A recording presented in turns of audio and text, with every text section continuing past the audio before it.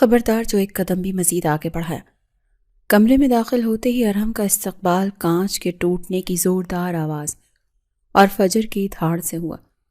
وہ دہلیز پر ہی رک گیا۔ سامنے کا منظر کسی سجے سجائے خوابگاہ کا نہیں بلکہ میدان جنگ کا پیش خیمہ لگ رہا تھا۔ ڈریسنگ ٹیبل کا آدھا سامان زمین پر بکھرا پڑا تھا اور پرفیوم کی شیشی دیوار سے ٹکرا کر ریزہ ریزہ ہو چکی تھی، جس کی تیز خوشبو کمرے کے فضا میں عجیب سی گھٹن پیدا کر رہی تھی۔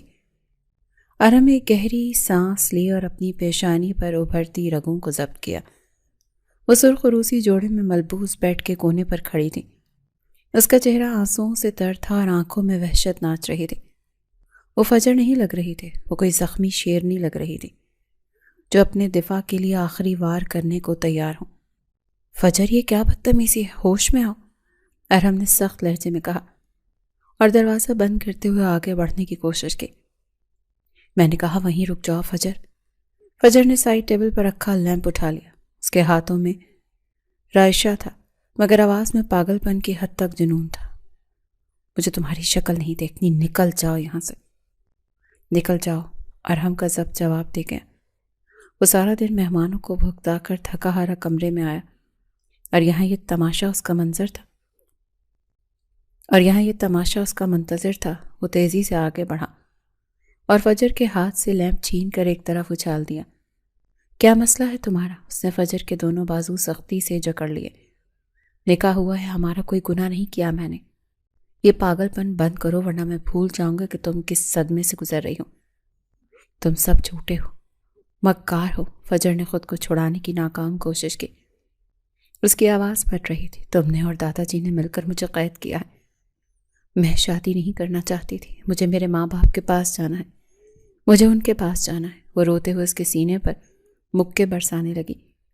ارحم نے اسے جھنجھوڑا۔ وہ جا چکے ہیں فجر، وہ اب کبھی واپس نہیں آئیں گے، تمہیں ہوش کے ناخن لینے ہوں گے۔ اب میں تمہارا شوہر ہوں اور یہ گھر تمہارا ہے۔ نہیں ہے یہ میرا گھر، اس نے چیخ کر اس کی بات کاٹی، اور تم میرے کچھ نہیں لگتے۔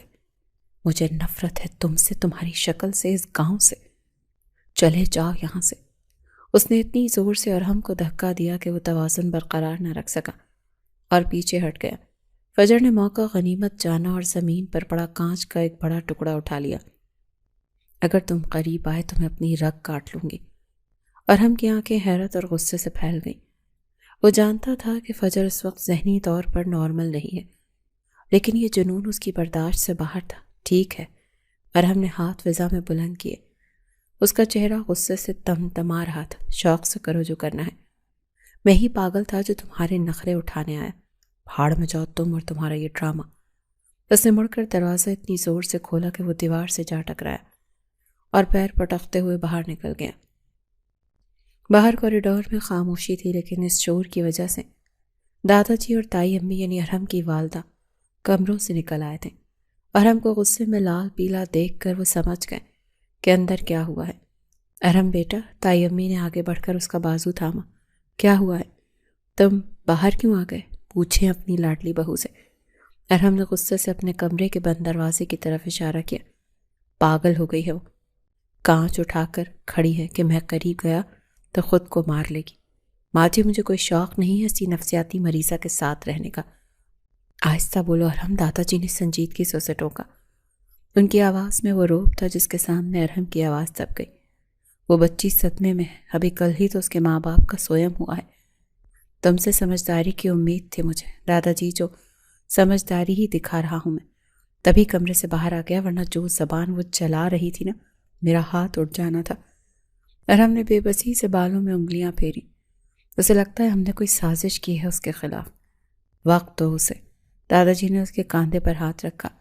زخم گہرا ہے، بھرنے میں وقت لگے گا۔ آج رات تم گیسٹ روم میں سو جاؤ، میں صبح بات کروں گا اس سے۔ ارحم نے ایک نگاہ اپنے کمرے کے دروازے پر ڈالی اور پھر سر جھٹک کر گیسٹ روم کی طرف بڑھ گیا۔ وہ جانتا تھا کہ یہ رات اس کے لیے اور فجر کے لیے عذاب سے کم نہیں ہوگی۔ اگلی صبح ولیمہ تھا اور حویلی میں گہما گہمی عروج پر تھی۔ ارحم کا موڈ صبح ہی سے خراب تھا۔ رات بھر وہ کروٹیں بدلتا رہا تھا۔ فجر کی وہ وحشت زدہ آنکھیں اسے سونے نہیں دے رہی تھی۔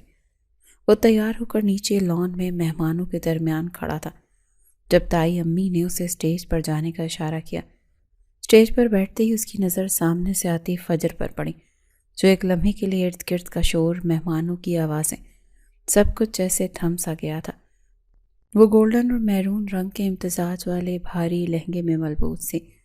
میک اپ نے اس کے چہرے کی زردی کو چھپا دیا تھا اور وہ کسی خوبصورت گڑیا کی طرح لگ رہی تھی، لیکن وہ گڑیا جس میں چابی بھر دی گئی ہو۔ اس کی آنکھیں ویران تھیں، بالکل خالی، وہ چل نہیں رہی تھی، بلکہ کزنز اسے سہارا دے کر لا رہی تھی۔ ارحم کے دل میں ایک عجیب سی ٹیس اٹھی۔ یہ وہی فجر تھی جو ہر وقت بولتی رہتی تھی، جس کی ہنسی سے حویلی گونجتی تھی۔ آج وہ ایک زندہ لاش کی طرح اس کے پہلو میں آ کر بیٹھ گئی۔ بہت پیاری لگ رہی ہو تم، فٹافگر کے کہنے پر پوز بناتے ہوئے ارحم نے سرخوشی کی۔ یہ طنز نہیں تھا، یہ ایک اعتراف تھا جو بے اختیار اس کی زبان سے پھسلا تھا۔ فجر نے کوئی جواب نہیں دیا۔ اس نے پلک چھپکا کر اپنی نظریں جھکا لیں۔ جب فٹافگر نے ارحم کو فجر کا ہاتھ تھامنے کا کہا تو ارحم نے ہچکچاتے ہوئے اس کا دستانوں میں چھپا ہاتھ تھاما۔ وہ ہاتھ برف کی طرح ٹھنڈا تھا۔ ارحم نے حیرت سے اس کے چہرے کی طرف دیکھا، مگر فجر کے تاثرات میں ذرا بھی تبدیلی نہیں آئی۔ پورا فنکشن اسی مصنوعی مسکراہٹ اور سرد مہری کے ساتھ گزر گیا۔ لوگ انہیں مبارکباد دے رہے تھے، ان کی جوڑی کی تعریفیں کر رہے تھے، مگر وہ دونوں دو الگ الگ کناروں پر کھڑے تھے۔ رات گئے جب وہ واپس کمرے میں پہنچی تو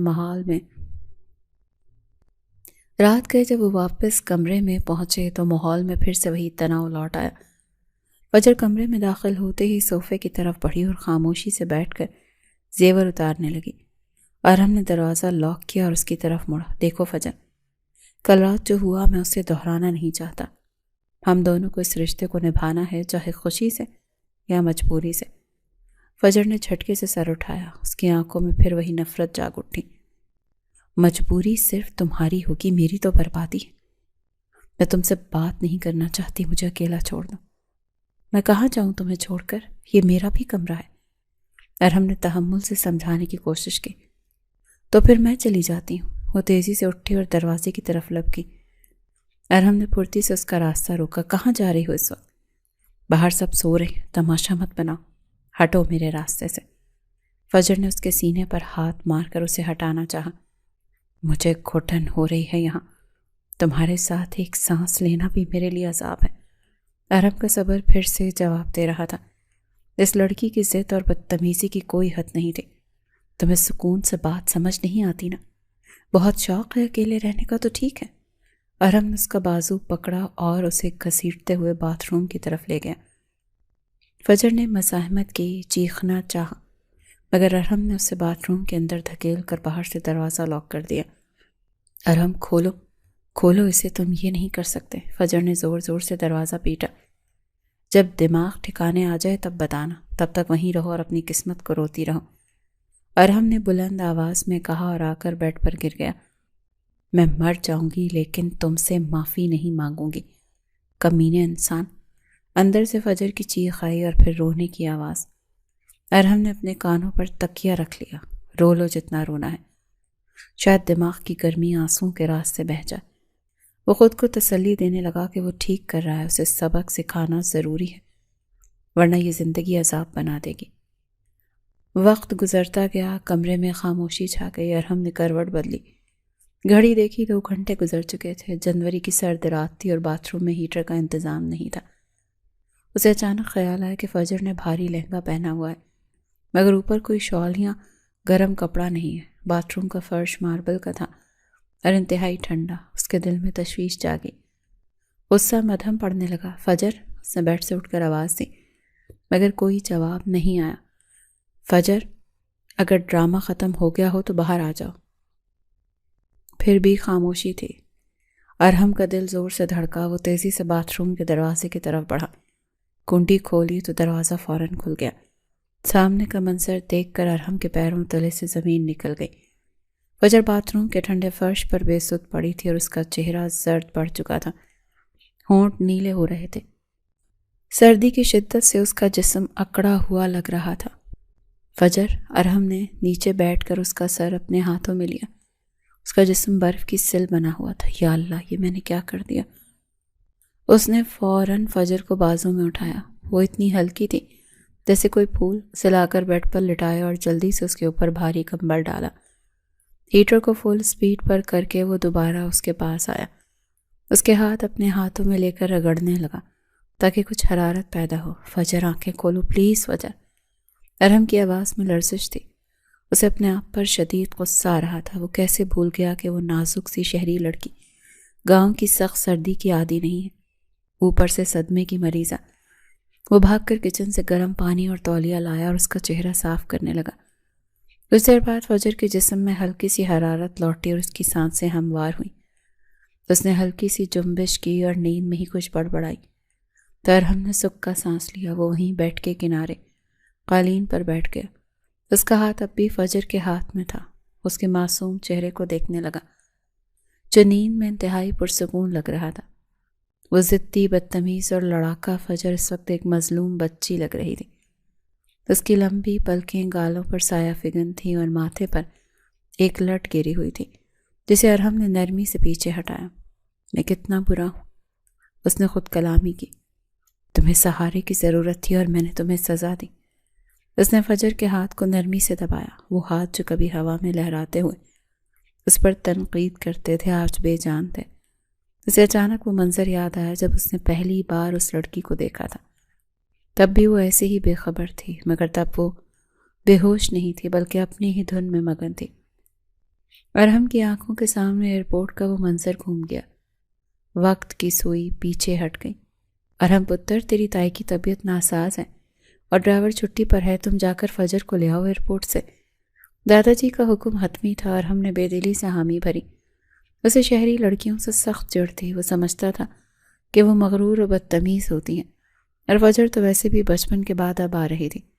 ایئرپورٹ کی ویٹنگ ایریا میں وہ کافی دیر سے کھڑا تھا۔ فلائٹ لینڈ کر چکی تھی۔ مسافر باہر آ رہے تھے۔ ارحم کی نظریں ہر آنے والی لڑکی پر تھیں۔ وہ پہچاننے کی کوشش کر رہا تھا کہ اس کے ہاتھ میں مس فجر کا پلے کارڈ نہیں تھا، کیونکہ اسے یہ حرکت عجیب لگتی تھی۔ تبھی اس کی نظر ایک لڑکی پر پڑی۔ وہ جینز اور ڈھیلی ڈھالی ٹی شرٹ میں ملبوس تھی۔ بالوں کا اونچا سا جوڑا بنایا ہوا تھا اور کانوں میں ہیڈ فونز لگے ہوئے تھے۔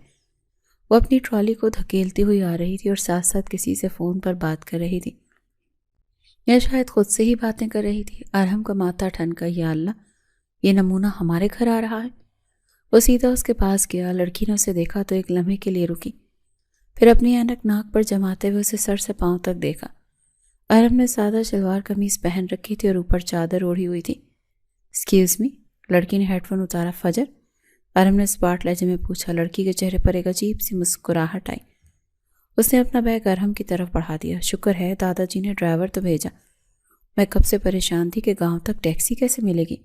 پکڑو یہ بیگ، بہت ہی بھاری ہے، اور گاڑی اے سی والی ہے نا، مجھے گرمی بہت لگتی ہے۔ ارحم کا منہ تو کھلے کا کھلا رہ گیا۔ غصے کی ایک شدید لہر اس کے اندر اٹھی۔ یہ لڑکی اسے ڈرائیور سمجھ رہی تھی۔ او ہیلو، سنائی نہیں دیتا کیا؟ بیگ رکھو گاڑی میں، فجر نے چٹکی بجائی۔ ارحم نے دانت پیس کر اس کی انگلی کی طرف دیکھا تو اس کے چہرے کے سامنے وہ نچا رہی تھی۔ محترمہ، پہلی بات اپنی انگلی نیچے رکھیں، دوسری بات میں ڈرائیور نہیں تمہارا کزن ارحم ہوں، اور تیسری بات، ارحم نے اس کے کپڑوں پر ایک تنقیدی نگاہ ڈالی، یہاں گرمی نہیں ہے، اور اگر ہوتی بھی تو ایسے لباس میں سردی لگنا ناممکن ہے۔ فجر ہکا بکا رہ گئی۔ اس نے شرمندہ ہونے کے بجائے تنک کر کہا، او تو تم ہو ارحم، وہی جس کی تعریفوں کے پل باندھتی رہتی ہیں امی؟ مجھے تو لگا تھا کوئی ماڈرن سا ہینڈسم بندہ ہوگا۔ یہ تو بالکل، اس نے جملہ ادھورا چھوڑ دیا، لیکن اس کی آنکھوں میں چھپی ہنسی سب بیان کر رہی تھی۔ بالکل کیا؟ ہاں؟ ارحم نے قدم آگے بڑھایا۔ کچھ نہیں پینڈو، وہ بڑبڑائی اور اپنا بیگ خود کھینچتی ہوئی آگے بڑھ گئی۔ ارحم نے مٹھی بھینچی اور آسمان کی طرف دیکھا۔ یا اللہ، یہ مصیبت میرے ہی گلے پڑنی تھی۔ ایئرپورٹ سے واپسی کا سفر خاموشی اور تناؤ کی نظر ہو گیا۔ ارحم گاڑی چلا رہا تھا اور اس کے چہرے پر ناگواری کے سائے گہرے تھے۔ اس کی مٹھیاں سٹیئرنگ وہیل پر سختی سے جمی ہوئی تھیں۔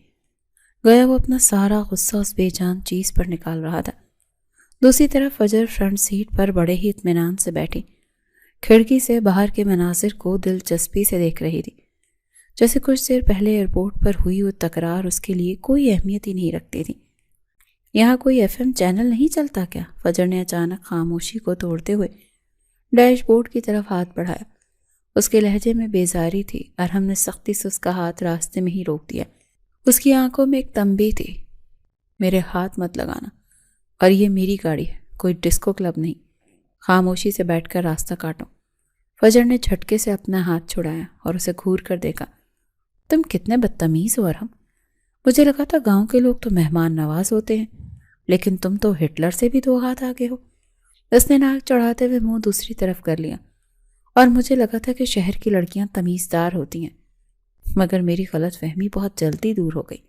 ارحم نے زیر لب بڑبڑاتے ہوئے گیئر بدلا اور گاڑی کی رفتار مزید تیز کر دی۔ حویلی پہنچ کر بھی یہ سرد جنگ جاری رہی۔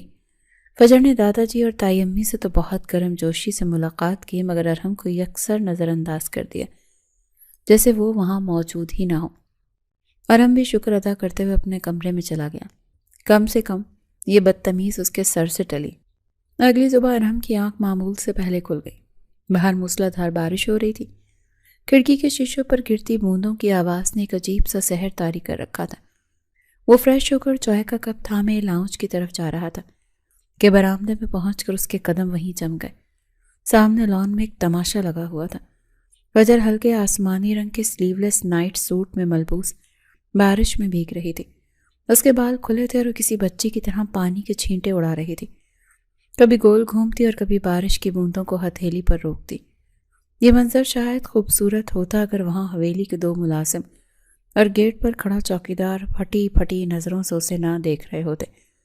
ان کی نظروں میں موجود ہوس اور حیرت ارحم کی رگوں میں خون کھولانے کے لیے کافی تھی۔ چائے کا کپ سائڈ ٹیبل پر رکھتے ہوئے وہ آندھی اور طوفان کی طرح باہر نکلا۔ بارش کا پانی پل بھر میں اس کے کپڑے بھگو گیا، مگر اس کے دماغ کی آگ نہیں بجھا سکا۔ فجر نے اتنی زور سے دھاڑ ماری کہ فجر سہم کر رک گئی۔ ارحم نے چند قدموں کا فاصلہ طے کیا اور اس کے بازو کو اپنی فولادی گرفت میں لے لیا۔ تمہارا دماغ خراب ہے؟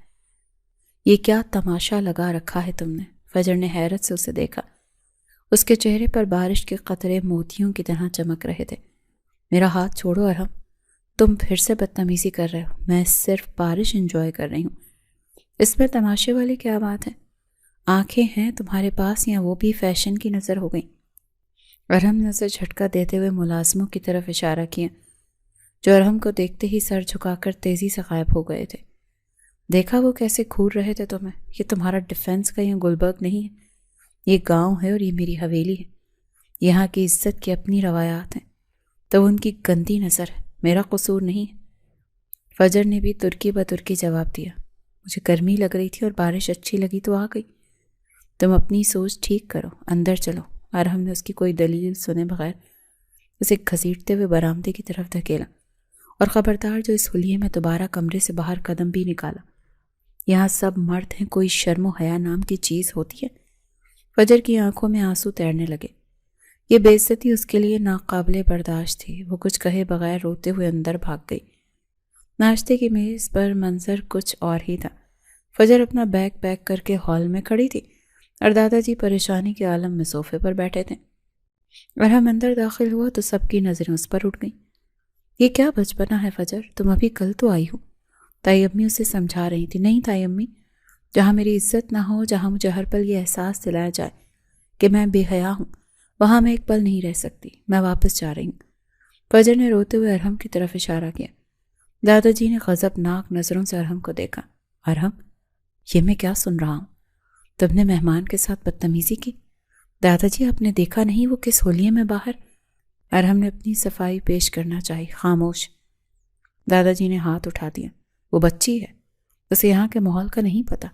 پیار سے سمجھانے کے بجائے تم نے اس پر حکم چلایا۔ ابھی اور اسی وقت اس سے معافی مانگو۔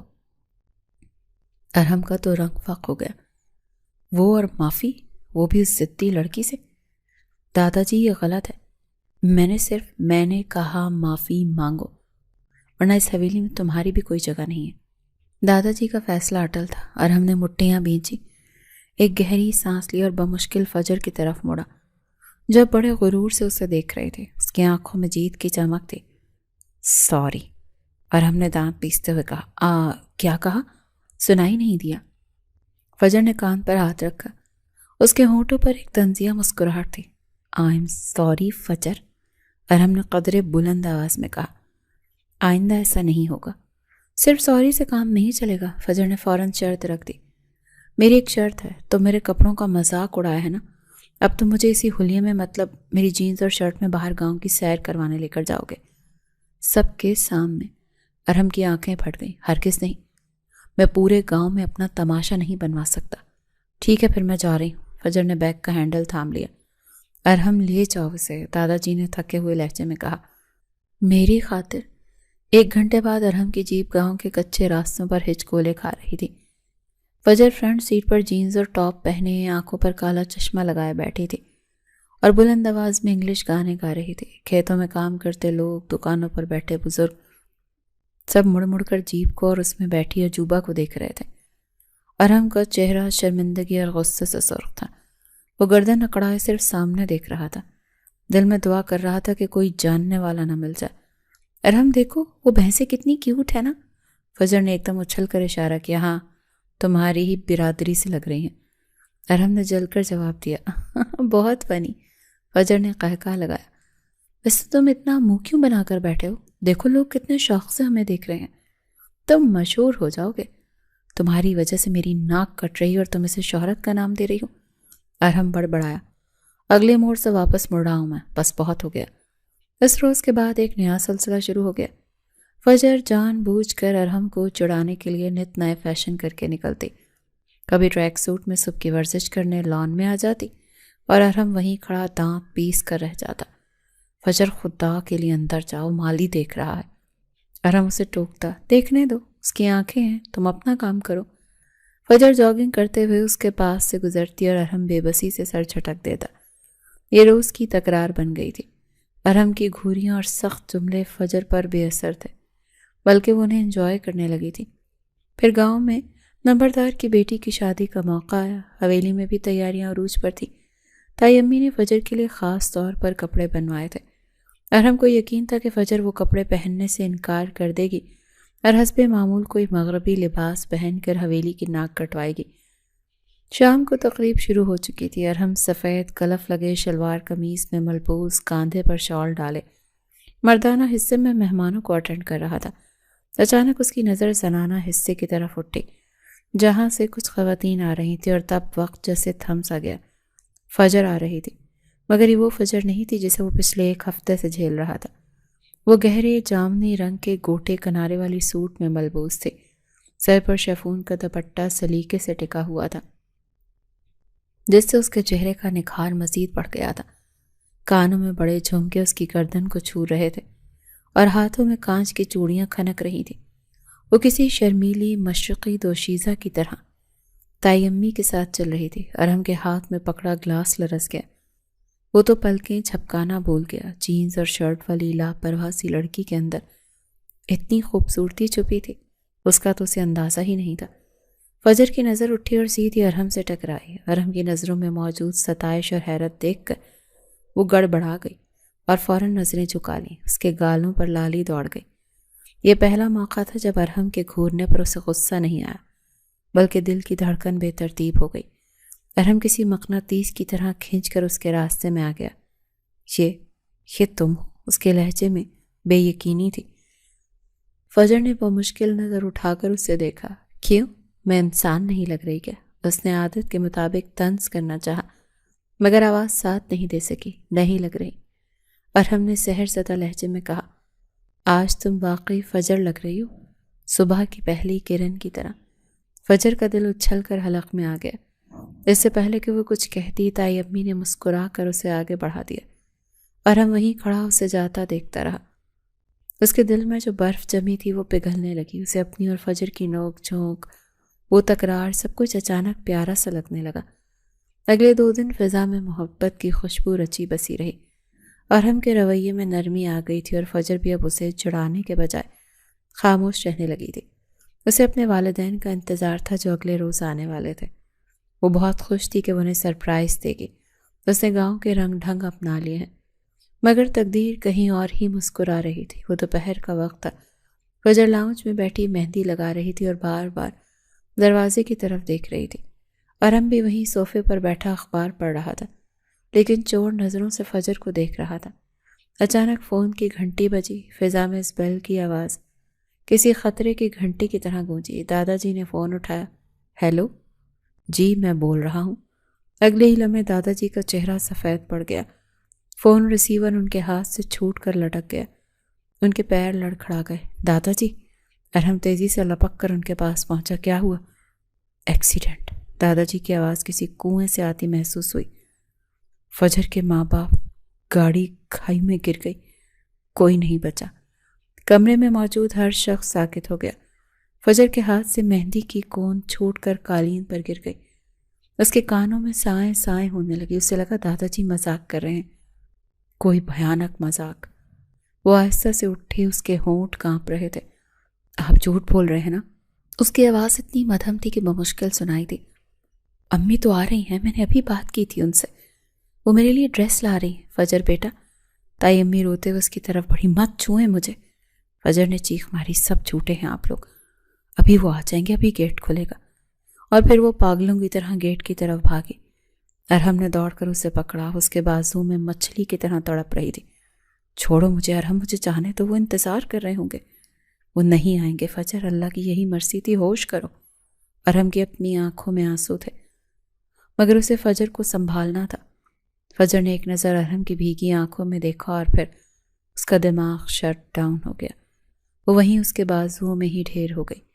اس حادثے نے ہستی مسکراتی شوخ اور چنچل فجر کو نگل لیا۔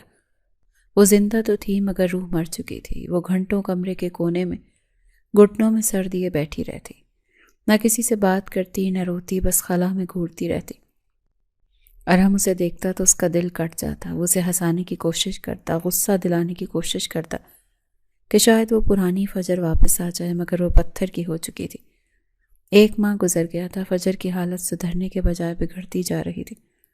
وہ خوفزدہ رہنے لگی تھی، اسے لگتا تھا کہ سب اسے چھوڑ جائیں گے۔ دادا جی نے ایک شام ارحم کو بلایا، وہ بہت کمزور لگ رہے تھے۔ ارحم، میں فجر کو ایسے برباد ہوتے نہیں دیکھ سکتا۔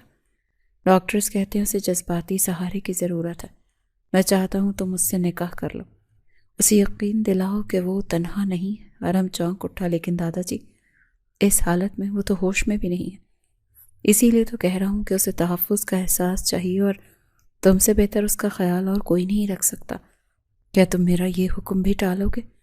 ارحم نے انکار کرنا چاہا، مگر فجر کا ویران چہرہ اس کی آنکھوں کے سامنے آ گیا۔ اس نے دھیرے سے سر اس بات میں ہلا دیا۔ نکاح کی تقریب انتہائی سادگی سے رکھی گئی۔ فجر کو بمشکل تیار کیا گیا تھا، اسے شاید سمجھ بھی نہیں آ رہا تھا کہ کیا ہو رہا ہے۔ جب قاضی صاحب نے اس سے ایجاب و قبول کا پوچھا تو اس نے خالی نظروں سے ارحم کو دیکھا تو ارحم کا دل تڑپ اٹھا۔ اس نے دل ہی دل میں عہد کیا کہ وہ فجر کی کھوئی ہوئی مسکراہٹ واپس لائے گا، مگر اسے معلوم نہیں تھا کہ نکاح کے بعد فجر کے ذہن میں چلنے والا طوفان اسے کس تباہی کی طرف لے جائے گا، جہاں سے کہانی حال میں اس رات تک پہنچی تھی جب فجر کانچ کا ٹکڑا ہاتھ میں لیے کھڑی تھی۔ ارحم ماضی کے دریچوں سے نکل کر حال میں واپس آیا تو فجر ابھی تک گہری نیند میں تھی۔ اس کے چہرے پر موجود معصومیت نے ارحم کے دل کو ایک بار پھر مٹھی میں جکڑ لیا۔ وہ رات بھر وہیں قالین پر بیٹھا رہا، اس ڈر سے کہ اگر وہ یہاں سے ہلا تو فجر دوبارہ کسی مصیبت کا شکار نہ ہو جائے۔ صبح کی پہلی کرن کھڑکی کے پردوں سے چھن کر اندر آئی اور سیدھی فجر کے چہرے پر پڑی۔ اس نے بے چینی سے کروٹ بدلی اور آہستہ آہستہ آنکھیں کھول دیں۔ ارحم فوراً ہوشیار ہو گیا۔ وہ کسی بھی رد عمل کے لیے تیار تھا، چیخ و پکار، غصہ یا پھر وہی خوف۔ فجر نے اپنی سوجی ہوئی آنکھوں سے کمرے کا جائزہ لیا اور پھر اس کی نظر قالین پر بیٹھے ارحم پر پڑی۔ ارحم کا سانس حلق میں اٹک گیا۔ پانی! فجر کی آواز انتہائی مدھم اور خشک تھی۔ ارحم فوراً اٹھا اور جگ سے پانی گلاس میں انڈیل کر اس کے ہونٹوں سے لگایا۔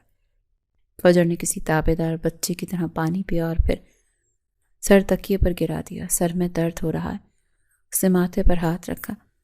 ارحم حیرت کے سمندر میں غوطے کھا رہا تھا، نہ کوئی چیخ، نہ کوئی الزام، نہ توڑ پھوڑ۔ میں ابھی چائے لاتا ہوں، اس سے ٹھیک ہو جائے گا، ارحم نے نرمی سے کہا اور کمرے سے باہر نکل گیا۔ اگلے چند دن حویلی والوں کے لیے کسی خوشگوار حیرت سے کم نہیں تھے۔ فجر کا رویہ بالکل بدل گیا تھا۔ وہ جو کل تک ارحم کی شکل دیکھنا بھی گوارا نہیں کرتی تھی، اب خاموشی سے گھر کے معاملات میں حصہ لے رہی تھی۔ وہ تائی امی کے ساتھ بیٹھتی، ان کی باتوں پر ہلکا پھلکا سا مسکرا دیتی اور دادا جی کا بھی ادب سے حال چال پوچھتی رہتی تھی۔ مگر ارحم کا دل نہیں مان رہا تھا۔ وہ جانتا تھا یہ سکون کسی بہت بڑے طوفان کا پیش خیمہ ہے۔ رات کے کھانے پر فجر نے خاموشی سے ارحم کی پلیٹ میں سالن ڈالا تو ارحم نے اس کی کلائی تھام لی۔ یہ سب کیا ہے فجر؟ ارحم کی آنکھوں میں سوال تھا۔ فجر نے سب کے سامنے اپنا ہاتھ کھینچا نہیں بلکہ نظریں جھکا لی۔ کھانا دے رہی ہوں، اور کیا، آپ کھا لیں۔ اس کے لہجے میں ایسی عاجزی تھی کہ دادا جی خوشی سے نہال ہو گئے۔ دیکھا ارحم، میں نہ کہتا تھا بچی کو وقت دو، سب ٹھیک ہو جائے گا، میری بہو اب بالکل ٹھیک ہے۔ دادا جی نے فجر کے سر پر پیار سے ہاتھ رکھا۔ ارحم خاموش رہا مگر اس کی چھٹی حس خطرے کی گھنٹی بجا رہی تھی۔ رات کو جب وہ کمرے میں آئے تو فجر ڈریسنگ ٹیبل کے سامنے کھڑی بال برش کر رہی تھی۔ ارحم اس کے پیچھے آ کر کھڑا ہو گیا۔ یہ ایکٹنگ کب تک چلے گی؟ ارحم نے آئینے میں اس کی آنکھوں میں جھانکا۔ فجر کا ہاتھ رکا مگر صرف ایک لمحے کے لیے۔ کیسی ایکٹنگ؟ میں نے سمجھوتا کر لیا ارحم، آپ نے ہی تو کہا تھا کہ اب یہی میرا گھر ہے، تو میں کوشش کر رہی ہوں۔ کیا آپ کو خوشی نہیں ہوئی؟ اس نے پلٹ کر ارحم کو دیکھا۔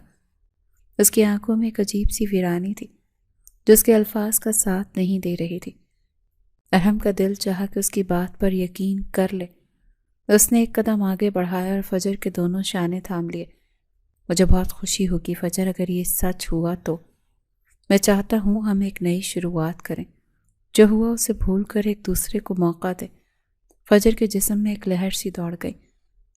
اس نے غیر محسوس طریقے سے خود کو ارحم کی گرفت سے آزاد کروایا۔ مجھے تھوڑا وقت چاہیے ارحم، بہت کچھ ٹوٹا ہے مجھ میں، جوڑنے میں وقت لگے گا۔ کیا آپ مجھے وہ وقت دیں گے؟ ارحم نے اس کی منت بھری نظروں کو دیکھا تو پگھل گیا۔ ٹھیک ہے، جتنا وقت چاہیے لے لوں، میں انتظار کروں گا۔ فجر نے شکریہ کے طور پر سر ہلایا اور سونے کے لیے لیٹ گئی۔ مگر ارحم نے دیکھ لیا تھا کہ کروٹ بدلتے ہی اس کے چہرے کے تاثرات کیسے سخت ہوئے تھے۔ اگلی صبح ارحم نے گھر کی پرانی ملازمہ کوثر کو بلایا۔ کوثر خالہ، اپنے فجر پر نظر رکھنی ہے۔ وہ کہاں جاتی ہے، کس سے بات کرتی ہے، مجھے ہر پل کی خبر چاہیے۔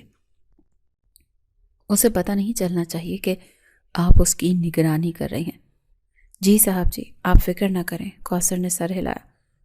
2 دن مزید گزر گئے۔ فجر نے ارحم کو مکمل یقین دلا دیا تھا کہ وہ نارمل ہو چکی ہے، مگر تیسری رات جب حویلی میں سناٹا چھایا ہوا تھا اور سب گہری نیند میں تھے تو فجر چپکے سے اٹھی۔ اس نے الماری سے ایک چھوٹا بیگ نکالا جس میں اس نے پچھلے 2 دنوں میں جمع کیے گئے کچھ پیسے اور اپنے زیورات چھپائے۔ اس نے احتیاط سے ارحم کی طرف دیکھا جو گہری نیند میں لگ رہا تھا۔ وہ بلی کے پاؤں چلتی ہوئی کمرے سے نکلی۔ اس کا دل سینے میں ہتھوڑے برسا رہا تھا۔ وہ جانتی تھی کہ یہ اس کا آخری موقع ہے۔ اس نے چوکیدار کے سونے کے اوقات نوٹ کر لیے تھے۔ وہ پچھلے دروازے سے باغ میں اتری اور دیوار کے اس حصے کی طرف بڑھی جہاں سے چڑھنا آسان تھا۔ ابھی اس نے دیوار پر پہلا ہاتھ ہی رکھا تھا کہ پیچھے سے ایک سائے نے اسے دبوچ لیا۔ کہاں جانے کا ارادہ ہے بیگم صاحبہ؟ ارحم کی سرد آواز اس کے کان کے قریب گونجی تو فجر کے حلق سے چیخ نکلتے نکلتے رہ گئی۔ وہ بری طرح کانپ اٹھی۔ چھوڑو مجھے، اس نے پوری جان لگا کر ارحم کو دھکا دیا۔ ارحم نے چھوڑنے کے بجائے اس کا بازو مروڑ کر بیگ اس کے ہاتھ سے چھین لیا۔ تو یہ تھی تمہاری ساری منصوبہ بندی؟ 2 دن سے جو ڈرامہ کر رہی تھی وہ اس لیے تھا تاکہ میں غافل ہو جاؤں اور تم فرار ہو سکو؟ ارحم کی آواز میں غصے سے زیادہ دکھ تھا۔ ہاں ہاں، جا رہی تھی میں، مجھے قید نہیں رہنا تمہارے پاس، مجھے نفرت ہے اس جگہ سے۔ فجر نے اندھیرے میں چیختے ہوئے کہا، چلو اندر۔ ارحم نے اسے گھسیٹا، نہیں جاؤں گی میں، مار دوں گی خود کو۔ فجر نے زمین پر بیٹھ کر مزاحمت شروع کر دی۔ ارحم نے اس کی ایک نہ سنی اور اسے تقریباً اٹھاتے ہوئے واپس کمرے میں لے آیا اور دروازے کو زور سے لاک کر دیا۔ اس نے بیگ کو الماری کے اوپر پھینک دیا۔ آج کے بعد تم اس کمرے سے میری اجازت کے بغیر باہر نہیں نکلو گی۔ میں نے پیار سے سمجھانے کی کوشش کی تھی مگر تم لاتوں کی بھوت ہو۔ فجر اس کی طرف بڑھی اور اس کے سینے پر مکوں کی بارش کر دی۔ کھولو دروازہ، میں کہہ رہی ہوں کھولو۔ تم مجھے قید نہیں کر سکتے، میں پولیس کو بلاؤں گی، سب کو بتاؤں گی کہ تم نے مجھے اغوا کیا ہے۔ ارحم نے اس کے دونوں ہاتھ پکڑے اور اسے جھنجھوڑا۔ ہوش میں آؤ فجر، شوہر ہوں میں، تمہارا اغوا کار نہیں ہو تم میرے شوہر، تم ایک لالچی اور گھٹیا انسان ہو۔ فجر کی آنکھوں میں خون اتر آیا تھا۔ اس نے آؤ دیکھا نہ تاؤ ارہم کے ہاتھ پر اپنے دانت کاٹ دیے۔ آہ! ارہم کے منہ سے دردناک آواز نکلی۔ اس نے جھٹکے سے ہاتھ چھڑایا۔ دانتوں کے نشان سے خون رسنے لگا تھا۔ درد کی شدت اور فجر کی مسلسل بدتمیزی نے ارہم کے ضبط کا پیمانہ لبریز کر دیا۔ چٹاخ! کمرے میں تھپڑ کی آواز گونج اٹھی۔ فجر لڑکھڑا کر بیڈ پر جا گری۔ وہ گال پر ہاتھ رکھ کر ساکت رہ گئی، جیسے اسے یقین نہیں آ رہا ہو کہ ارہم نے اس پر ہاتھ اٹھایا۔ کمرے میں موت کا سا سناٹا چھا گیا۔ صرف دونوں کی تیز سانسوں کی آوازیں آ رہی تھیں۔ ارہم اپنی ہتھیلی کو دیکھ رہا تھا جو تھپڑ کی شدت سے سرخ ہو گئی تھی۔ اسے فوراً اپنی غلطی کا احساس ہوا۔ فجر! اس نے لڑکھڑاتی آواز میں اسے پکارا۔ آئی ایم سوری، میرا ارادہ نہیں تھا۔ فجر نے دھیرے سے سر اٹھایا۔ اس کی آنکھوں سے آنسو بہہ رہے تھے مگر اس کے ہونٹوں پر ایک زہریلی مسکراہٹ تھی۔ مار لو اور مار لو، جان سے مار دو، اسی لیے تو لائے ہو نا مجھے یہاں۔ یہ تم کیا بکواس کر رہی ہو؟ اور ہم کو اس کے لہجے سے وحشت ہونے لگی۔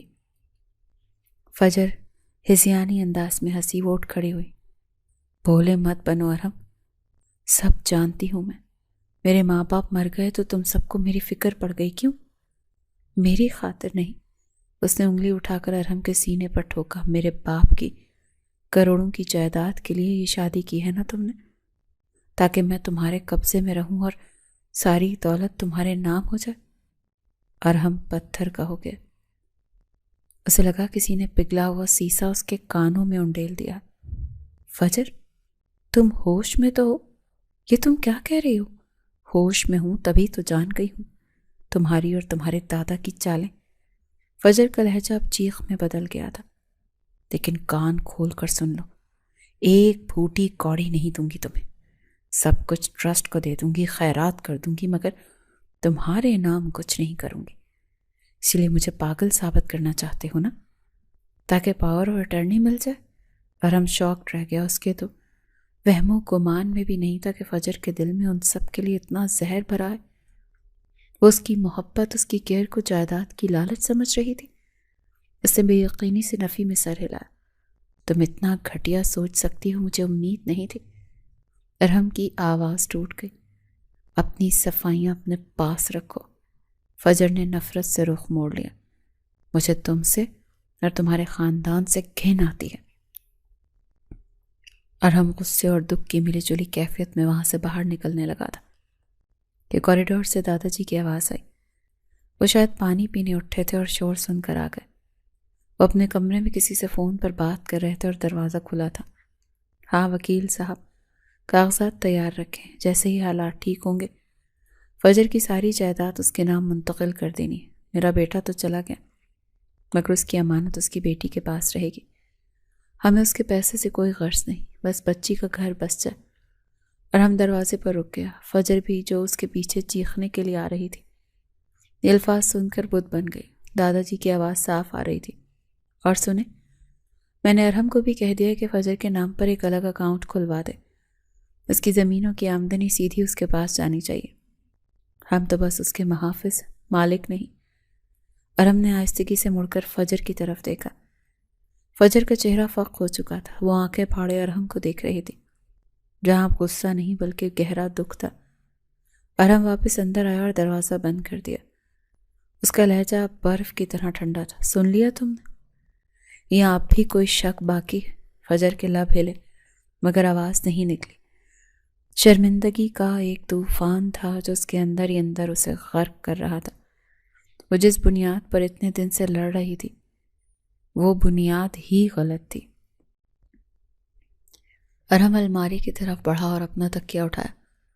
آج تک میں تمہاری بدتمیزی، تمہارا پاگل پن، سب کچھ برداشت کرتا رہا کیونکہ مجھے لگا تم دکھی ہو، لیکن آج تم نے میری ذات پر، میرے کردار پر جو کیچڑ اچھالا ہے نا، اس نے سب ختم کر دیا۔ وہ دروازے تک پہنچا اور رکا۔ جائیداد مبارک ہو تمہیں فجر بی بی۔ جہاں تک میری بات ہے تو کان کھول کر سن لو۔ ارحم کی آنکھوں میں نمی تھی مگر لہجہ اٹل تھا۔ میں نے تم سے نکاح دادا جی کی عزت رکھنے کے لیے اور تمہیں سہارا دینے کے لیے کیا تھا۔ مجھے تمہارے پیسوں کی ضرورت نہیں تھی، مگر اب جب تمہارا دل صاف ہو ہی گیا ہے تو سنو، جو تم کہو گی وہی ہوگا۔ فجر کی ٹانگوں میں جان نہیں رہی، وہ زمین پر بیٹھ گئی۔ ارحم، اس نے روکنا چاہا۔ کیا چاہتی ہو تم؟ ارحم نے سوالیہ نظروں سے دیکھا۔ آزادی؟ فجر نے نفی میں سر ہلایا، مگر پھر اپنی انا اور شرمندگی کے خول میں واپس سمٹ گئی۔ وہ اس وقت اپنی غلطی ماننے کی ہمت نہیں رکھتی تھی۔ مجھے لاہور جانا ہے، اس نے بمشکل کہا۔ مجھے طلاق چاہیے، لاہور جا کر۔ ارحم کا دل ٹوٹ کر کرچی کرچی ہو گیا۔ اس نے اسے سر ہلا دیا۔ ٹھیک ہے، کل صبح ہم لاہور نکلیں گے، وہاں جا کر وکیل کے ذریعے سب ختم کر دیں گے، تیار رہنا۔ ارحم باہر نکل گیا اور دروازہ بند کر دیا۔ فجر خالی کمرے میں اکیلی رہ گئی۔ اس کے کانوں میں دادا جی کے الفاظ اور ارحم کا ٹوٹا ہوا لہجہ گونج رہا تھا۔ اس نے زمین پر سر رکھا اور پھوٹ پھوٹ کر رو پڑی، مگر اب شاید بہت دیر ہو چکی تھی۔ گاڑی اپنی پوری رفتار سے جی ٹی روڈ پر دوڑ رہی تھی، مگر اس کے اندر موجود خاموشی باہر کے شور سے زیادہ سنگین اور وزنی تھی۔ فجر فرنٹ سیٹ پر سر ٹکائے شیشے سے باہر تیزی سے گزرتے درختوں کو دیکھ رہی تھی۔ ارحم ڈرائیونگ سیٹ پر بیٹھا سڑک پر نظریں جمائے ہوئے تھا۔ اس کا چہرہ سپاٹ تھا مگر جبڑوں کا کساؤ بتا رہا تھا کہ وہ اندر سے کس قدر ٹوٹ چکا ہے۔ اچانک ویران سڑک پر سامنے سے کالی گاڑی نے آ کر ان کا راستہ کاٹا۔ ارحم نے پوری قوت سے بریک لگائے۔ ٹائروں کی چنگھاڑ نے فجر کو خیالوں کی دنیا سے باہر نکالا۔ گاڑی بری طرح ہچکولے کھا رہی تھی۔ کیا ہوا؟ فجر نے خوف زدہ ہو کر ارحم کا بازو تھام لیا۔ اس کے لہجے میں لرزش تھی۔ ارحم نے سامنے دیکھا، جہاں 3 نقاب پوش مسلح افراد گاڑی سے اتر کر اس کی طرف آ رہے تھے۔ اس نے فوراً فجر کی طرف دیکھا اور اپنا ہاتھ اس کے سر پر رکھا۔ نیچے ہو جاؤ فجر، سیٹ کے نیچے، اور خبردار جو باہر نکلی۔ ارحم کی آواز میں حکم اور فکر دونوں شامل تھے۔ ارحم، وہ ان کے پاس کچھ جان لیوا آلات ہیں۔ فجر کا رنگ ہلدی کی طرح زرد ہو گیا۔ میں نے کہا نیچے ہو جاؤ۔ ارحم نے اسے زبردستی نیچے جھکایا اور خود دروازہ کھول کر باہر نکل گیا۔ ڈاکوؤں نے اسے گھیر لیا۔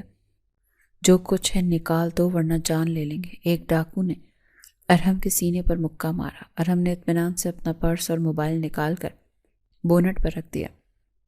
اس کی نظریں گاڑی کے اندر جھکی ہوئی فجر پر تھیں کہ کہیں وہ ڈر کر چیخ نہ دے۔ بس یہی ہے، اب جانے دو، ارحم نے کہا۔ گاڑی میں کون ہے؟ اسے بھی باہر نکالو۔ دوسرے ڈاکو نے گاڑی کی طرف بڑھنے کی کوشش کی تو ارحم چیتے کی طرح پھرتی سے اس کے سامنے دیوار بن کر کھڑا ہو گیا۔ اس کی آنکھوں میں خون اتر آیا تھا۔ گاڑی کے قریب مت جانا، جان لے لوں گا تمہاری۔ ارحم نے دھاڑتے ہوئے اس کا راستہ روکا۔ او ہیرو بنتا ہے؟ تیسرے ڈاکو نے ارحم کے بازو پر چاقو سے وار کیا۔ ارحم! فجر کے حلق سے بے اختیار چیخ نکل گئی۔ ارحم نے بازو پر لگنے والے زخم کی پرواہ کیے بغیر اس ڈاکو کی کلائی مروڑی اور اسے لات مار کر دور پھینکا۔ اس کا جنون دیکھ کر ڈاکو بھی گھبرا گئے۔ انہیں اندازہ نہیں تھا کہ یہ نہتھا شخص اپنی جان پر کھیل جائے گا، لیکن عورت تک آنچ نہیں آنے دے گا۔ دور سے پولیس موبائل کا سائرن سنائی دیا اور تو ڈاکو ہڑ بڑا کر اپنی گاڑی میں بیٹھے اور فرار ہو گئے۔ ارحم وہیں سڑک پر گھٹنوں کے بل بیٹھ گیا۔ اس کی سفید قمیض کا بازو خون سے سرخ ہو رہا تھا۔ فجر دیوانہ وار گاڑی سے نکلی۔ ارحم، یہ کیا ہوا؟ یہ کیا کیا آپ نے؟ آپ کو گولی لگ سکتی تھی۔ وہ روتے ہوئے اس کے پاس بیٹھی اور اپنا دوپٹہ پھاڑ کر اس کے زخم پر باندھنے لگی۔ اس کے ہاتھ کانپ رہے تھے اور آنسو ارحم کے ہاتھ پر گر رہے تھے۔ ارحم نے درد کی شدت کے باوجود مسکرانے کی کوشش کی۔